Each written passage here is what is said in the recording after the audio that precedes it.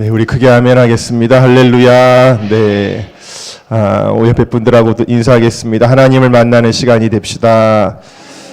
주님의 음성을 들읍시다. 네.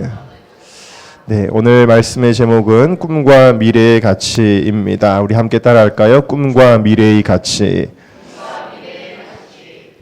예수님이 씨에 대한 이야기를 오늘 하고 계십니다. 마가복음 4장 26절부터 29절까지는 씨가 자라서 열매를 맺게 되는 과정에 대해서, 그 다음에 30절부터 32절까지는 겨자씨의 비유를 예수님이 말씀하시는데요. 이것은 우리에게 복음의 원리를 보여주고 있습니다. 여러분, 씨가 땅에 떨어져서 그 다음에 그 씨가 죽어서 다시 자라서 열매 맺는 이 과정들은 바로 예수님이 이 땅에 오셔서 십자가에 죽으시고 땅에 묻히셨다가 다시 부활하셔서 다시 우리에게 생명을 주시는 이러한 복음의 과정들, 십자가와 부활의 과정들을 우리에게 보여주고 있어요. 요한복음 12장 24절에도 한 알의 밀이 땅에 떨어져 죽지 아니하면 한 알 그대로 있고 죽으면 많은 열매를 맺는다 그랬어요. 그러니까 이건 무슨 얘기냐면 그냥 농사 짓는 얘기가 아니라는 거죠. 이거는 복음에 대한 이야기입니다. 또 여러분, 이 씨를 농부가 뿌렸지만 씨가 실제로 자라게 하는 거는 누구예요? 하나님이십니다. 할렐루야. 네, 농부가 이걸 자라라 그런다고 해서 자라는, 여러분 자녀들에게 여러분들이 밥을 먹이고 학교를 보내고 하지만 자녀들이 키가 자라는 거 부모 마음대로 할 수 있나요? 부모가 관여할 수 있는 게 아니에요. 자녀들이 잘하는 거는 하나님이 하시는 거죠. 그러니까 이건 뭘 의미하고 있는 거냐면, 보니까 여기도 나와 있어요. 농부가 씨를 뿌려놓고 자고 일어나면 조금씩 자라있다라는 거예요. 콩나물 키워보신 분들 알죠? 그냥 물만 줬는데 다음날 보면 좀 자라있고 다음날 보면 자라있고 그런 거예요. 이게 무슨 얘기냐면, 사람이 물론 믿음으로 순종을 하지만, 마치 물을 주고 거름을 주는 것처럼 순종을 하지만, 그러나 근본적으로는 무엇을 이야기하는 거냐면 하나님의 은혜를 이야기하는 거예요. 하나님의 은혜로 되어지는 것이다. 이 복음의 원리는 십자가, 부활, 하나님의 은혜에 대한 것입니다. 여러분, 이 복음의 가치가 여러분들의 것이 되시기를 주의 이름으로 축원합니다. 이 복음이 만들어내는 가치들이 있는데 그것을 오늘 두 가지를 이야기하려고 합니다. 첫 번째 함께 따라하겠습니다. 미래의 가치. 1982년도쯤에 저희 부모님이 성지순례를 다녀오셨어요. 성지순례를 다녀오셔서 뭘 성도님들에게 나눠드렸냐면 겨자씨를 하나씩 나눠드렸어요. 겨자씨를 코팅을 해가지고 그거를 다 나눠드렸어요. 여러분, 겨자씨 보신 적이 있어요 혹시? 겨자씨를 제가 어제 인터넷으로 검색해 보니까 그 쇼핑몰에서 팔더라고요. 보니까 겨자씨가 얼마나 조그마냐면 한 1mm, 1.5mm 정도밖에는 되지 않을 정도로 굉장히 조그맣니다. 이 조그마한 겨자씨가 이 겨자씨가 가리키는 것은 우리들의 현재의 모습을 가리킨다라고 할 수가 있어요. 그러니까 겨자씨는 정말 있으나마나한 보잘것없는 존재잖아요. 그런데 이 겨자씨가 만약에 그대로 있다 그러면 뭐 10년 후에도 그대로 있는 거죠. 여전히 보잘것없는 존재, 아니 오히려 썩어서 없어질 수도 있어요. 그러나 이 겨자씨를 땅에다가 심으면 이게 무슨 얘기냐면 아까 말씀드린 복음의 원리가 적용된다라는 거예요. 겨자씨같이 보잘것없는 것도 복음의 가치 가운데 부딪히게 되면 어떻게 되느냐? 그 미래가 달라지게 된다라는 사실이에요. 그러니까 이 겨자씨가 땅에 심기면, 이 겨자씨는 여러분 우리가 겨자나무 성경에는 그렇게 나오는데 실제로는 겨자는 나무가 아닙니다. 겨자는 풀이에요. 풀인데 풀치고는 크게 자랍니다. 보통 3m나 4m가 자라니까 한 지금 여러분들이 보시는 것처럼 이만큼 높이가 되는 거죠. 꼭 이 나무 같은 이런 형태를 가지고 있어요. 인터넷에 찾아보니까. 근데 풀이에요. 풀인데 줄기의 굵기가 나중에 다 자라면 사람의 팔뚝보다 굵어지니까 가히 나무라고 불릴 정도로 큰 존재가 되는 겁니다. 얼마나 했던 것이 겨우 1mm밖에 안 되던 것이 나중에 큰 나무가 된다라는 것을 알 수가 있는데요. 여러분, 이처럼 하나님 나라의 복음은 인간의 이성으로는 이해할 수 없을 만큼 변화하고 성장을 이뤄놓게 되어진다. 그래서 여러분, 지금 모습은 보잘것없으나 복음은 무엇을 보냐면 미래를 보는 것입니다. 현재를 보는 것이 아니라 미래를 보는 거예요. 요한복음 1장에 보니까 예수님이 누구를 보게 되냐면은 베드로를 보게 되는데, 베드로의 원래 이름은 뭐냐면 요한의 아들 시몬이다, 이렇게 나와요. 그러니까 시몬이었습니다. 예수님이 요한의 아들 시몬에게, 여러분, 요한의 아들이라는 표현은 뭐냐면 하나님의 자녀가 되기 전에 그냥 인간으로서의 모습이에요. 근데 시몬은 다른 말로는 시므온이라고도 표기가 되는데, 구약의 12지파 중에 시므온 지파의 조상인 시몬을 우리가 생각해 봐야 됩니다. 이 시몬이라고 하는 사람은 12아들 중에서 가장 어떤 성격을 가지고 있냐면, 성격이 과격하고 불같은 사람이고 실수하는 사람이에요. 그런데 꼭 이 베드로가 어떤 사람이었냐면 바로 시몬처럼 과격하고 성격이 불같고, 그래가지고 여러분, 이렇게 좀 다혈질인 사람들은 이 혈기를 주체하지 못해가지고 실수할 때가 많잖아요. 베드로가 꼭 그랬어요. 베드로가 시므온과 같은 실수를 참 많이 하는 급한 사람이었습니다. 그런데 이렇게 급한 베드로에게 예수님이 뭐라고 말씀하시냐면 장차 개바라 하리라 그랬어요. 자, 여러분, 지금 예수님을 처음 만난 베드로는요, 아주 다듬어지지 않은 거친 사람입니다.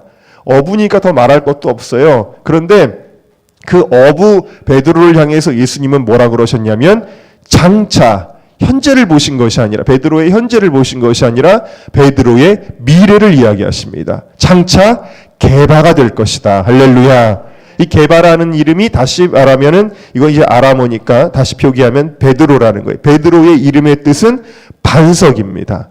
베드로가 예수님께 위대한 신앙 고백하죠. 주는 그리스도시요 살아계신 하나님의 아들입니다 라고 고백할 때 예수님이 뭐라고 베드로에게 말씀하셨냐면, 네가 복이 있도다. 이를 내게 알게 하니는 하늘에 계신 아버지다. 그러면서 너는 베드로라. 이 반석 위에 내 교회를 세우리니 음부의 권세가 이기지 못하리라. 이 베드로의 믿음 위에 교회가 설 것이다 말씀하실 정도로, 그래서 실제로 베드로는 초대교회의 견고한 반석 같은 지도자가 되었습니다. 할렐루야. 그러니까 여러분, 예수님은 다시 말씀드리지만 베드로의 현재의 모습을 보신 것이 아니라 베드로의 미래를 보신 거예요. 복음을 통해 변화될 미래를 보신 것입니다. 할렐루야. 여러분, 옆에 분들 한 3초만 쳐다보세요. 네. 여러분, 그분들의 미래를 보시기를 바랍니다. 네. 혹시 옆에 계신 분이 신앙생활 잘 안 하시는 것 같아요? 조금 부족함이 있는 것 같아요? 여러분, 실망하거나 낙심하지 마세요. 복음으로 변화될 수 있습니다. 여러분, 정말 베드로 같은 믿음의 사람이 될 것입니다. 한번 옆에 분들에게 칭찬해 보세요. 베드로 같은 믿음의 사람이 될 것입니다. 네. 이번에 미국 대통령 선거에 후보로 나왔었던 분이죠. 벤 카슨이라고 하는 박사가 있는데, 이분에 대해서 제가 한 번 말씀드린 것 같아요. 별명이 뭐냐면 신의 손이라는 별명을 가지고 있습니다. 신의 손이라는 게 무슨 축구선수 신의 손이 아니고요. 이 사람은 의사예요. 외과 의사인데 1987년에 전 세계에서 최초로 샴 쌍둥이를 수술해서 둘 다 살린 사람이에요. 대단히 의사인데 어떤 의사냐면 능력 있는 의사, 수술을 너무 잘하는 의사였습니다. 그리고 또 존 홉킨스 대학이라고 하는 최고의 의과 대학이죠. 미국에서 최고의 의과 대학에 교수로 있는 사람입니다. 그런데 이렇게 대단한 사람이지만 원래 이 사람이 대단하던 사람이 아니었어요. 어린 시절이 매우 불우했는데 디트로이트의 빈민가에서 태어났습니다. 8살 때 아버지 어머니가 헤어졌습니다. 엄마 밑에서 자랐는데 아주 불량배들과 어울려서 깡패짓을 하고 다니고 싸움질을 일삼았습니다. 심지어는 어머니한테도 막 칼을 휘두를 정도로 아주 못돼먹은 아이였어요. 항상 꼴찌를 도맡아 했습니다. 반에서는 항상 꼴등 벤 카슨이었어요. 그리고 초등학교 5학년 때까지, 요즘의 아이들은 초등학교 들어가기 전에 다 외우죠. 구구단. 초등학교 5학년 때까지 구구단을 못 외울 정도의 지진아였습니다. 그 정도로 공부는 담 쌓고 지내는 그런 아이였다라는 거예요. 그런데 이 아이의 어머니는 이 아이의 현재를 보는 것이 아니라 계속해서 미래를 이야기합니다. 복음을 통한 미래를 이야기합니다. 뭐라고 항상 이야기하냐면 눈물로 항상 아들을 위해 기도하면서 너는 노력만 하면 할 수 있어. 하나님이 너를 도와주실 거야. 항상 이 얘기를 했다는 거예요.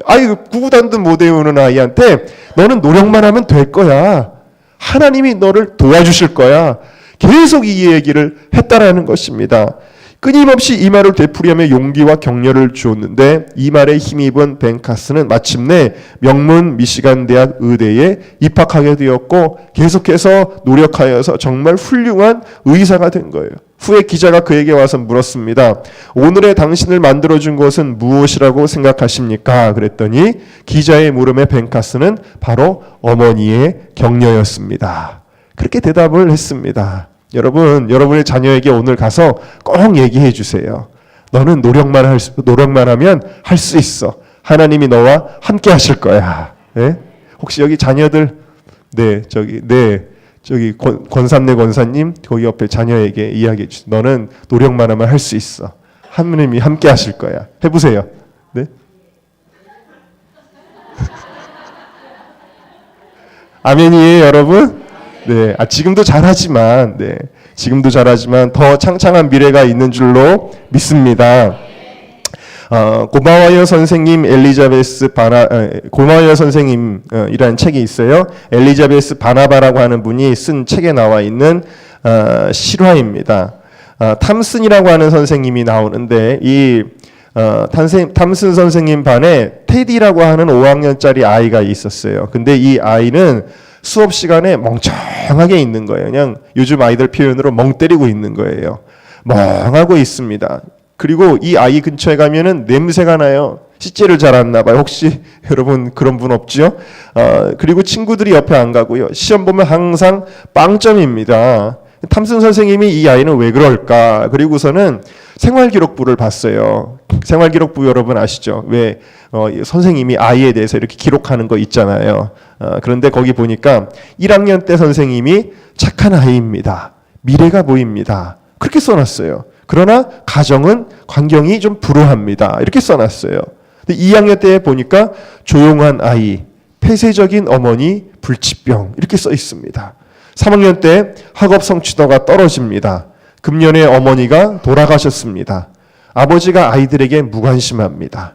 4학년 때 그는 미래가 없습니다. 스스로 실패한 아이라고 생각합니다. 아버지는 가출했습니다. 이모님이 양육하고 있는데 집에서 아이들을 때리는 것 같습니다. 갑자기 탐슨 선생님의 마음이 이 생활기록부의 내용들을 볼 때 마음이 아려오기 시작했습니다. 선생님의 무관심 때문에 점점 아이가 벼랑 끝으로 내려가는 것을 기록부를 통해서 본 거예요. 그날부터 탐슨 선생님이 방과 후에 시간을 내어서 공부를 시키기 시작했습니다. 테디야, 이거 풀어야 돼. 그러면서 테디 곁에서 있어줍니다. 테디를 선생님의 삶 가운데로 인도해 줍니다. 그 해가 지나면서 크리스마스가 됐는데요.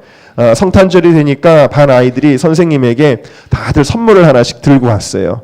오늘날 우리나라로 치면 김영란법에 걸릴 것 같은데 하여튼 그렇습니다. 그래도 우리 지난주에도 얘기했는데 우리 선생님이 계시잖아요. 요즘 너무 쌍막하대요. 그런데 어쨌든 간에 이때는 가져왔나 봐요. 아이들이 하나씩 선물을 선생님께 드리니까 선생님이 땡큐 하고 아이들은 또 옆에서 박수를 막 쳤다는 거예요. 테디 차례가 됐습니다. 테디의 선물을 뜯었는데 뭐가 들어있었냐면 가짜 다이아몬드, 아이들 장난감 같은 가짜 다이아몬드, 목걸이 알도 다 빠졌어요. 또 하나는 누군가가 오래 쓰다 남은 싸구려 향수였습니다. 아이들이 한눈에 딱 봐도 이거는 가짜고 이거는 오래된 걸로 딱 보이는 거예요. 그러니까 아이들이 그걸 보고는 깔깔대고 비웃었습니다. 그런데 선생님은 그 알이 빠진 목걸이를 목에 걸면서 이야기합니다. 테디야, 고마워. 내가 그렇게 갖고 싶었던 목걸이가 이거였어. 그러면서 얼마 남지 않은 그 향수를 또 뿌리면서 야, 테디야, 내가 가장 좋아하는 향수 냄새야. 그러면서 내가 가장 좋아하는 이 냄새를 어떻게 알았니? 그렇게 이야기를 합니다. 깔깔대고 비웃으려고 했던 아이들의 눈빛이 달라졌어요. 그러면서 이 아이는 그렇게 선생님에게 이야기를 합니다. 선생님, 수업이 다 끝나고 나서 테디가 선생님에게 이야기합니다. 선생님, 그 목걸이 생전에 저희 엄마가 차던 목걸이에요. 그리고 그 향수는 저희 엄마가 쓰던 마지막 향수예요. 그렇게 감사하다는 인사를 하고 세월이 지납니다. 7년이 지났습니다. 7년 후에 한 통의 편지가 탐슨 선생님에게 와요. 바로 테디의 편지였습니다. 사랑하는 탐슨 선생님, 고등학교 졸업 소식을 제일 먼저 선생님에게 알려드리고 싶었습니다. 저는 반에서 2등으로 졸업했습니다. 4년 뒤에 탐슨 선생님에게 또 한 통의 편지가 와요. 사랑하는 탐슨 선생님, 저는 학과 수석으로 대학을 졸업했습니다. 그리고 또 4년 뒤에 탐슨 선생님에게 또 한 통의 편지가 왔는데, 탐슨 선생님이 편지가 왔는데, 제가 의과대학을 졸업하고 의사가 되었습니다. 그리고 이제 결혼을 합니다.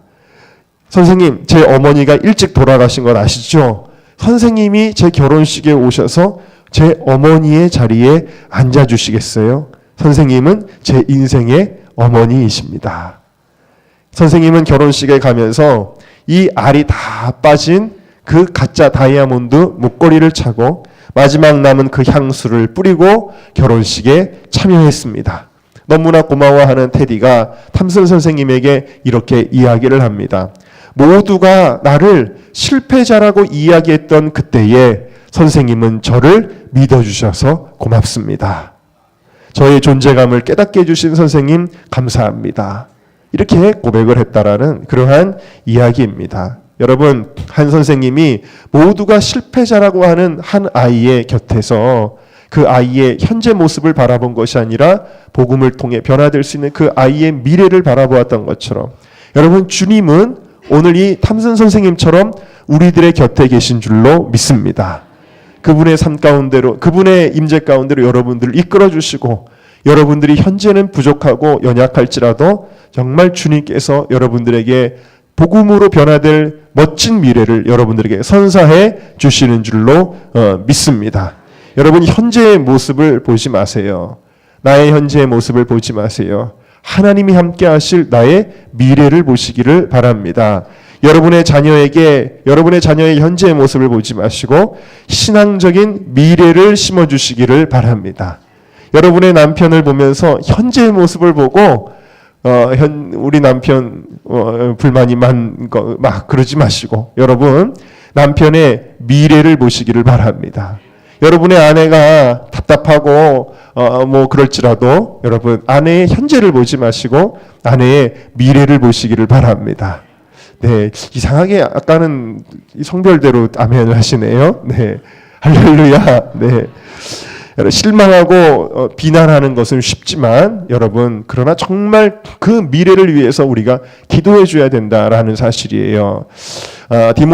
디모데전서 2장 1절에 보니까, 그러므로 내가 첫째로 권하노니 모든 사람을 위하여 간구와 기도와 도고와 감사를 하되 임금들과 높은 지위에 있는 모든 사람을 위하여 하라. 이는 우리가 모든 경건과 단정한 중에 고요하고 평안한 생활을 하려 함이니라. 이것이 우리 구주 하나님 앞에 선하고 받으실 만한 것이니. 이런 말씀이 있는데요.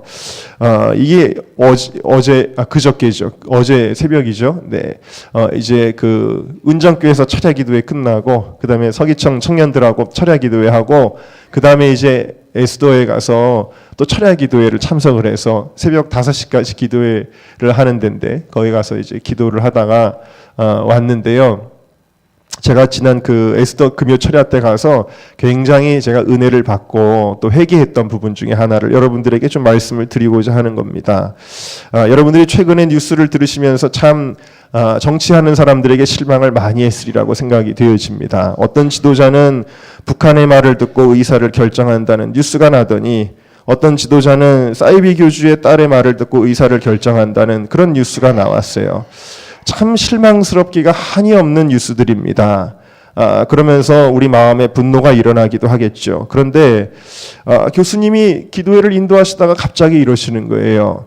우리 부모님 세대는 대통령을 위해서 항상 기도했는데, 교회에서도 누가 기도할 때는 대통령을 위한 기도하고 항상 우리 부모님은 새벽에도 대통령을 위한 기도하고 항상 그랬는데 요즘 한국 교회는 대통령을 위한 기도를 안 한다. 위정자들을 위한 기도를 안 한다. 그러시는 거예요. 그러면서 무슨 말씀을 하셨냐면 바로 이 디모데전서 2장 말씀을 하시는데 첫째로 권하노니 간구 기도 도고와 감사를 하는데 누구를 위해서 기도해야 되냐면 임금들과 높은 지위에 있는 모든 사람을 위하여 하라 그랬다라는 거예요.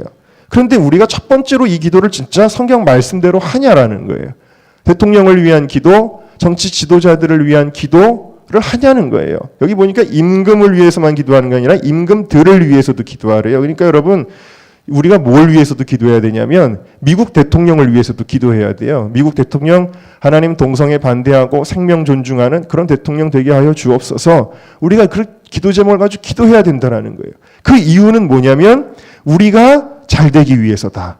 우리가 고요하고 평안한 생활을 하려 함이니라. 이것이 하나님 앞에 선하고 받으실 만한 것이다. 이 얘기를 하시면서 여러분 오늘 하나님 앞에 약속하십시오. 오늘부터 제일 먼저 기도할 때에, 그러니까 중보 기도할 때 제일 먼저 뭘 하냐면 위정자들을 위한 기도를 하실 분들 손 들어 주십시오. 그래가지고 저도 그때 손을 이렇게 들고 회개하고, 지금 드시라는 얘기가 아니라요. 그렇게 해가지고 회개를 했던 것이 있습니다. 그래서 제가 무슨 생각을 했냐면 갑자기 이런 마음이 딱 드는 거예요. 사울이 범죄할 때에 사울이 훌륭한 사람이었는데 나중에 교만해져서 범죄하잖아요. 그런데 사무엘이 어떻게 하냐면은 밤새도록 사울에게 가서는 무섭게 질책합니다. 당신이 하나님을 버렸으므로 하나님도 당신을 버립니다. 질책하지만 밤새도록 울면서 하나님 사울을 불쌍히 여겨달라고 그 눈물로 밤을 지새우는 사람이 사무엘이었어요. 우리에게는 한 가지는 있는데 이 사무엘의 밤에 기도가 없구나 이런 생각이 제가 들었습니다. 여러분 제가 말씀드리고자 하는 것은 여러분 우리가 누군가의 모습을 보고 부족한 것을 보고 그 사람의 현재의 모습을 보고 비난하는 것은 쉬운 일이에요. 그 사람의 단점을 끄집어내는 것은 쉬운 일이에요. 당신은 왜 그거밖에 안 돼? 아예 다른 남편들은 이렇게 하는데 당신은 왜 그거밖에 안 돼? 여러분 이거는 쉬운 일이라는 거예요. 야 니네들은 왜 그거밖에 못 되니? 야 다른 애들은 야 이만큼 하고 부모님에게도 순종하고 공부도 열심히 해야 되는데 너는 왜 그거밖에 안 되니? 그거 하는 거는 할 수 있다. 누구나 할 수 있는 일이라는 거예요. 그런데 여러분 그것이 아니라 복음이 필요한 거예요. 하나님 만져주세요. 우리 아이를 만져주세요. 하나님 우리 남편에게 역사해 주세요. 우리 부모님에게 주님 만나주세요. 그래서 변화되게 해주세요. 하고 눈물로 기도할 수 있는 사람이 예수 믿는 사람이라는 거예요. 세상 사람들하고 우리는 달라야 된다는 것을 여러분들이 꼭 기억하시기를 주님의 이름으로 축원합니다. 그래서 여러분 기도해야 됩니다. 그래서 정말 여러분 위정자들을 위해서 기도할 때도 하나님 정말 거룩해지기 위해서 하나님 정말 모든 털어버려야 될 것들을 털어버려야 되는 하나님 그런 일들이 일어나게 해도 우리의 마음이 정말 그런 눈물과 긍휼과 그런 기도의 마음으로 기도할 수 있는 여러분 모두가 되시기를 주님의 이름으로 축원합니다. 홀리위크를 제가 이제 이틀을 앞두고 있지 않습니까? 그런데 무슨 말씀을 전거해야 되나 이제 어제도 밤에 이렇게 기도를 하는데 마음속에 그런 마음이 드는 거예요. 어떤 마음이 드냐면 우리 성도님들을 위로하고 싶다. 이런 마음이 자꾸 드는 거예요. 왜 그런지는 모르겠어요. 여러분 주변에 이렇게 여러분의 주위에 옆에 계신 분들이 어떤 부분들은 마음에 안 들 수도 있을 거예요. 왜 이렇게밖에 못할까? 저분은 왜 저럴까? 그런 마음이 들 거예요. 그런데 여러분 그 이전에 그분들의 마음을 헤아려주고 그분들의 마음을 공감해 줄 수 있는 우리 모두가 될 수 있기를 주님의 이름으로 축원합니다. 뭐랄까요? 정말 나도 모르지만 그 안에 어렵고 힘든 이들이 우리 가운데도 있다라는 거예요. 어렵고 힘든 이들, 정말 외롭고 지친 이들, 또 아무것도 할 수 없는 것 같은 그러한 초라함. 여러분 우리의 현재 모습이 바로 옆에 계신 분들의 현재 모습이 겨자씨 한 알처럼 초라할 수가 있어요. 그러나 여러분 그것 때문에 낭망하지 마세요. 실망하지 마세요. 하나님이 함께 하시면 새들이 깃드는 나무가 될 것입니다.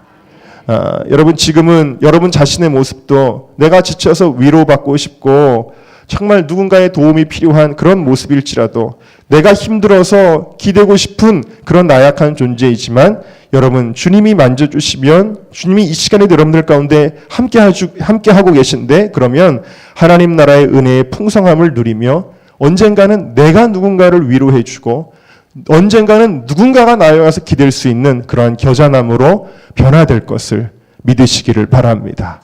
지금 내가 겨자씨 같아도 언젠가 나는 겨자나무가 될 거예요. 그것을 꼭 믿으시기를 주님의 이름으로 축원합니다. 두 번째 함께 따라하겠습니다. 꿈의 가치.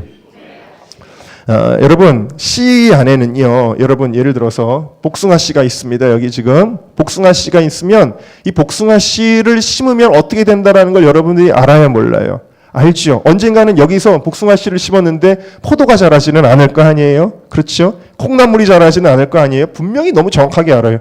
복숭아 씨를 심어 언젠가 복숭아 나무가 자랄 거고 복숭아 나무에서 복숭아 열매가 맺힐 거를 여러분들이 분명히 알죠? 이거는 기정사실이에요. 의심하지 않아요. 하나도 의심하지 않아요. 뭐냐면 그것이 바로 뭐냐면 비록 앞으로 몇 년 후에 일어날 일이라고 할지라도 이 씨 안에 뭐가 있는 거예요? 복숭아 나무가 있는 거예요. 씨 안에는 여러분 이미 나무가 있고 열매가 있는 거예요. 씨 안에는 이미 모든 것이 다 들어 있는 것입니다. 바로 오늘 겨자씨 나무의 비유는 그런 거예요. 농부는 확실히 믿고 땅에 뿌리기만 하는 겁니다.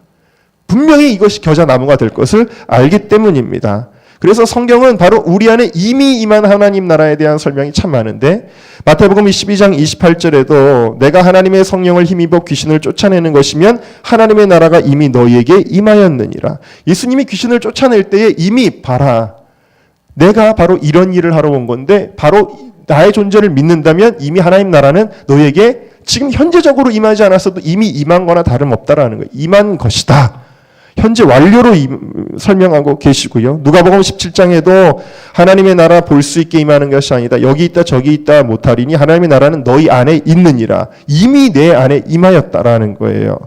하나님의 씨앗이 내 심령 속에 잉태되면 이미 꿈은 이루어진 것이다.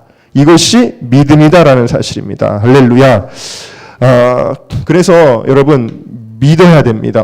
어떤 믿음을 가져야 되냐면 씨를 심으면 반드시 자라서 열매 맺는 것을 믿듯이 믿어야 돼요. 누가복음 17장에 보니까 주께서 가라사대 너희에게 겨자씨 한 알만한 믿음이 있었다면 이 뽕나무더러 뿌리가 뽑혀 바다에 심기우라 하였을 것이요 그것이 너희에게 순종하였으리라 그랬어요. 믿음이 있어야 된다. 겨자씨의 비유는 항상 이 믿음과 같이 가요. 마태복음 17장 20절에 가라사대 너희의 믿음이 적은 연고다. 진실로 너희에게 이르노니 너희가 만일 믿음이 한 겨자씨만큼만 있으면 이 산을 명하여 저기서 저기로 옮기라 하여도 옮길 것이요 또 너희가 못할 것이 없으리라 그랬어요. 여러분 겨자씨만한 믿음이 뭘까요? 믿음이 작다라는 뜻일까요? 겨자씨만한 믿음이라는 것은 이미 겨자씨 안에 들어있는 나무를 믿는 믿음이에요. 이 겨자씨 조그만 것도 그런 역사를 일으키기 때문에 이 믿음 그것만 있어도 큰 역사를 일으킨다라는 거예요. 여러분 하나님을 믿으시기를 바랍니다. 하나님이 여러분들과 함께 하신다는 걸 믿으시기를 바랍니다. 2012년에 천국에 가신 강영우 박사님 그분이 천국에 가시기 전에 어떤 책을 쓰셨냐면 내 눈에는 희망만 보였다. 이런 책을 쓰셨어요. 내 눈에는 희망만 보였다. 앞을 못 보시는 분인데 책 제목은 내 눈에는 희망만 보였다. 왜 이런 책 제목을 쓰셨을까요? 어린 시절에 너무 고통스럽고 괴로운 시절을 보냈습니다. 중3이 됐을 때 축구공에 눈이 맞아가지고 눈을 실명하게 되어지죠. 그런데 그 눈을 실명하기 바로 1년 전에 아버지가 돌아가셨어요. 그리고 엄마가 그 축구공에 맞아서 아들이 앞을 보기 못하게 된다는 이야기를 듣고는 그 어머니가 충격을 받고 뇌졸중으로 쓰러지셔서 8시간 만에 돌아가셨어요. 여러분 두 눈을 잃었고 아버지 어머니를 잃었어요. 졸지에 두 눈을 잃은 고아가 됐으니 여러분들의 삶이 아무리 힘들다 하여도 이분만 했겠습니까? 그래서 고등학교 다니는 누나는 아들 돌본다고 봉제공장에 들어갔죠. 고등학교 중퇴하고 봉제공장을 다니다가 의지할 사람은 누나밖에 없는데 이 누나가 과로를 못 이겨서 2년 만에 세상을 떠났습니다. 여러분 이쯤 되면 이 강영우라고 하는 어린 학생의 앞은 그 어떤 것도 기대할 수 없는 절망이었을 것입니다. 무슨 소망이 있어요? 앞을 못 보고 아버지 어머니 돌아가시고 그나마 하나 있던 누나도 세상을 떠났으니 무슨 소망이 이 아이에게 있겠습니까? 그런데 누나가 죽기 전에 동생 손을 붙잡고 불광동에 가면 천막을 친 교회가 하나 있는데 거기 가면 병 고치는 사람이 있다더라. 거기 가서 한번 기도를 받아봐라. 그래가지고 그 불광동에 천막교회를 갑니다. 그게 이제 오늘날의 여의도 순복음교회 조용기 목사님이 전도사 시절에 그래 가서 기도를 받는데 눈이 낮지는 않았지만 성령이 그에게 임하게 되었고 하나님이 그에게 거룩한 꿈을 주셨습니다. 너는 비록 앞을 못 보지만 너는 비록 고아이지만 내가 너와 함께 할 것이다. 앞으로 너는 불쌍한 많은 사람들에게 하나님의 영광을 나타내게 될 것이다. 꿈을 받아요. 여러분 그 고아 앞을 보지 못하고 엄마 아빠 누나 다 세상 떠난 이 고아지만 그 안에 뭐가 들어간 거예요? 씨가 떨어진 거예요. 할렐루야. 씨가 떨어지면 된 것입니다. 이 씨를 믿었습니다. 믿음으로 나아가 하나님이 연세대학교를 졸업하게 하시고 미국에 유학을 가서 3년 8개월 만에 피츠버그 대학에서 교육학 박사를 하게 하시고 하나님이 그에게 복을 주셔서 부시 대통령 때 백악관의 장애인위원회 정책 차관보로 7년 넘게 미국의 수많은 장애인들을 섬기게 해주시고 세계장애인위원회 부회장 겸 루즈벨트 재단의 고문으로 7억 명에 가까운 세계의 장애인을 섬기는 귀한 인물로 만들어 주신 것입니다. 겨자씨만한 꿈이 자라서 전 세계의 7억의 그 장애인들을 섬기는 사람을 만들어 주셨다. 놀라운 것입니다. 여러분들 안에 이 씨앗을 믿음으로 심으세요. 그 꿈은 이루어질 줄로 믿습니다. 시간은 물론 걸립니다. 그러나 확실한 것입니다. 믿음은 바라는 것들의 실상이요 보지 못하는 것들의 증거니 선진들이 이로써 증거를 얻었느니라. 우리가 선을 행하되 낙심하지 말지니 피곤하지 아니하면 때가 이름에 거두리라. 할렐루야. 여러분 시간은 걸릴 수 있지만 반드시 열매를 맺는다. 오늘 말씀에도 보니까 씨를 심으면 언젠가 싹이 될 것이고 그 싹이 이삭을 맺게 될 것이고 곡식이 될 것이다. 그렇게 이야기를 하고 있습니다. 처음에 이게 자라는 거예요. 그러니까 여러분 꿈은요 점점 자라요. 처음에 제가 홀리위크에 대한 비전을 받았을 때는 이런 마음으로 받았습니다. 왜 부흥이 일어나지 않을까? 과거에는 기도를 많이 했잖아. 근데 왜 요즘에는 기도도 안 하면서 부흥을 달라 그러면 안 되지. 그래 일주일에 기도를 한번 해보자. 너무 단순하게 시작했어요. 홀리위크가. 일주일에 기도. 부흥을 원한다면 부흥의 시대처럼 기도하는 걸 회복하자. 이런 꿈을 가지고 시작을 했어요. 그런데 몇 년 지나서 깨달은 게 있어요. 더 큰 의미가 있구나. 하나님이 한 개인에게 예배를 요구하시고 가정에 예배를 요구하시듯이 민족에게 하나님이 예배를 요구하시고 그 예배가 없이는 민족이 복을 받을 수가 없구나. 국가와 민족의 예배를 회복하자. 이런 마음으로 홀리위크의 비전을 또 발견하게 됐어요. 잘한 거예요. 그런데 최근에 제가 깨닫게 된 것이 있습니다. 그게 뭐냐면 바로 하나님의 사람들을 결집시키는 통로가 된다라는 거예요. 하나님의 전략이라는 거예요. 홀리위크가. 그것을 깨닫게 돼요. 세 번째로 하나님이 깨닫게 하시고 지경을 넓게 해주시는 거예요. 싹이 자라고 줄기가 자라고 잎을 피우고 이삭을 맺는 그런 과정들을 보여주고 있는 걸 볼 수가 있어요. 제가 지난 금요일에 철야를 갔을 때 한 권사님이 저에게 오셨어요. 문필주 권사님이라는 분인데 그분이 그러시는 거예요. 2007년도에 금난교에서 대선을 앞두고 금식성회가 있을 때에 기도하던 중에 환상을 봤는데 하나님이 한반도 지도를 이렇게 보여주시더래요. 지도를 보여주시는데 부흥이 일어날 거라는 감동을 주시더래요. 그래서 그래요? 하나님 그럼 큰 교회들을 위해서 기도하겠습니다. 하나님이 큰 교회가 아니다.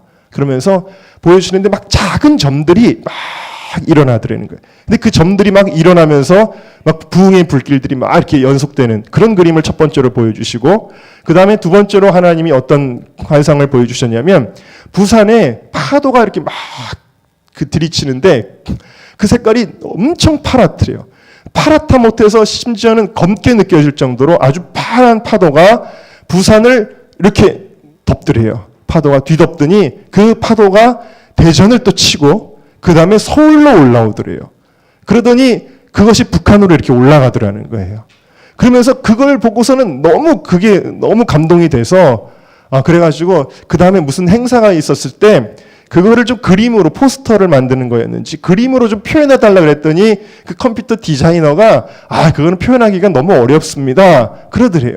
그 표현을 못했다라는 거예요. 그래가지고 어쨌든 참 그런 걸 했는데 벌써 아주 옛날이죠. 2007년이니까 벌써 지금으로부터 9년 전입니다. 그게 도대체 이 환상이 도대체 뭘까? 그러셨다라는 거예요. 그런데 저한테 오시는 거예요. 하신 얘기가 이번에 홀리웨이크 포스터를 보니까 자기가 보았던 그 꿈과 환상이 그대로 표현되어져 있더라는 거예요. 할렐루야. 그래 너무 놀라시는 거예요. 그런데 여러분 이분만 놀라시는 게 아니라 저한테 이 포스터 보고 감동받았다는 분이 굉장히 많았어요. 지난번에 대전에 갔을 때도 극동방송 PD가 그러는 거예요. 목사님 부산으로 대전으로 서울로 거룩한 물결이 막 가는데 이거 북한으로 올라가는 거군요. 그래요. 북한에서 사람들이 다 예배하게 되네요. 그러는 거예요. 저는요 사실은요 뭘 그렇게 깊이 생각하고 만들지는 않았어요. 근데 만들다 보니까 그렇게 됐어요. 하나님이 정말 선물로 주신 그림인 것 같아요, 여러분. 그 어떤 탈북자가 그런 얘기를 하더라고요. 저는 지금 통일이 안 됐으면 좋겠습니다. 가장 통일을 원해야 될 탈북자가 북한의 가족들을 두고 온 탈북자가 그런 얘기를 하는 거예요. 왜 그러냐면 지금 지금 통일돼서 이 남한의 이 지저분하고 더러운 죄악들이 북한으로 올라가는 그런 통일이라면 저는 그런 통일은 원하지 않습니다. 그러는 거예요. 통일이 된다면 대한민국에 좋은 것이 올라가야 그 통일을 저는 기대합니다. 그러는 거예요.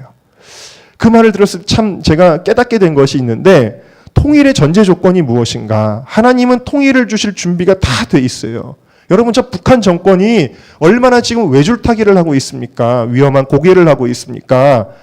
무너질 듯 하잖아요. 그런데 여러분 하나님이 그럼에도 불구하고 통일을 주시는 전제 조건이 있는데 그것은요. 그 탈북자가 얘기했던 것과 마찬가지로 대한민국이 거룩해져야 통일이 오게 됩니다. 이대로는 통일을 하나님 주실 수가 없는 거예요.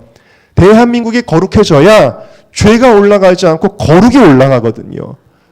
엉뚱한 것들이 올라가는 게 아니라 복음이 올라가게 되거든요. 그렇기 때문에 여러분 대한민국이 거룩해지는 것이 통일의 전제 조건이다. 그렇기 때문에 부산에서 대전을 지나 서울까지 거룩해져야 여러분 북한의 문이 열리게 될 줄로 믿습니다. 이 거룩의 이 거룩의 꿈을 그분은 마음속에 품고 그것을 놓고 계속 기도하신 거예요.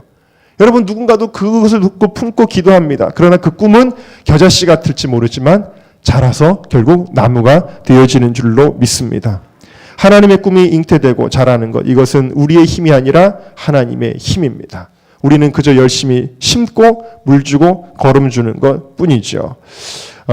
이번에 대전에서 많이 도와주시는 김낭문 목사님이 그 좀 격려사를 써달라 그랬더니 그 김중근 목사님의 그 기도 내용을 보내왔어요.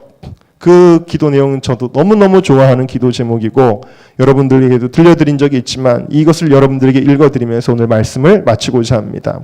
어머니처럼 하나밖에 없는 내 조국, 어디를 찔러도 내 몸같이 아픈 내 조국, 이 민족 마음마다, 가정마다, 교회마다, 사회의 구석구석 금수강산 자연 환경에도 하나님 나라가 임하게 하시고 뜻이 하늘에서처럼 이 땅에서 이루어지게 하옵소서.